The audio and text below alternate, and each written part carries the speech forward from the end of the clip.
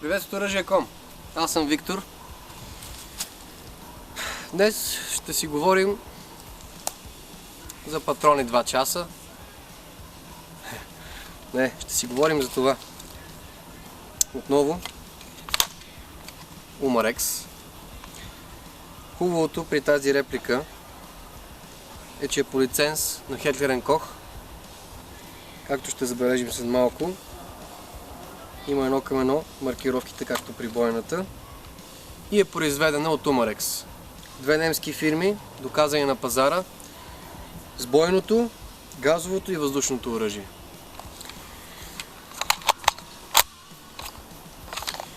Започваме, както винаги, с цялостната изработка. Отвън висококачествен, удароустойчив полимер, горната и долната част. Има някои метални детайли, които са в задната част на приклада. И charging handle, както и затвора е метален. Отвътре всичко е от метал. Затворната задръжка е бутафорна, в случая не ни трябва. Може би като екстри, приложени към оръжието. Първо място дръжката, за по-добър контрол над оръжието. Огнепрекривателят също полимерен, но са спазили това, че както при бойната, така и тук можем да го премахнем и да стане значително по-компактно.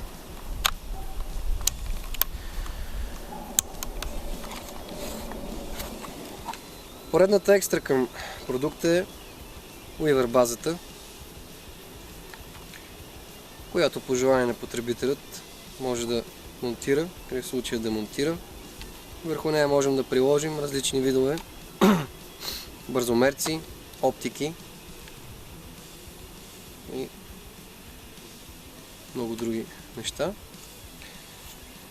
Продължаваме с приклада. Сгъваем. Много лесен и бърз за употреба. Също полимерен, удароустойчив полимер. По мое мнение много здрав. Селекторът за стрелбата, двустранен. Нещо, което може би ще го причислим като минус към продукта, е, че има само единична стрелба. Но мисля, че автоматичната няма да ни трябва, според това, което ще видим в следващите минути.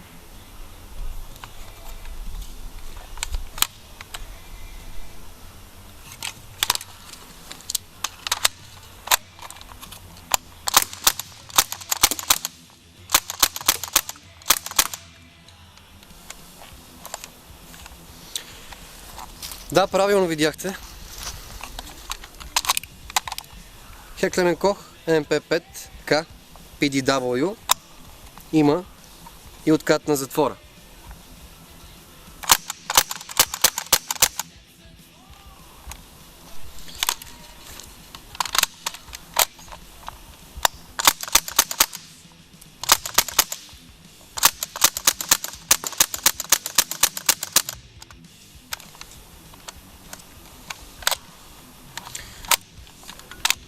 Пълнителят 41 заряден. Прилагането на топчета в него става последния начин. Дърпаме пружинката додолу, тя автоматично се заключва в долната част на пълнителя.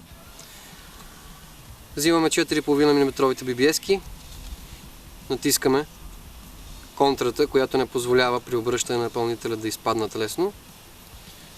И от тук, през тази дупчица, поставяме съчмите.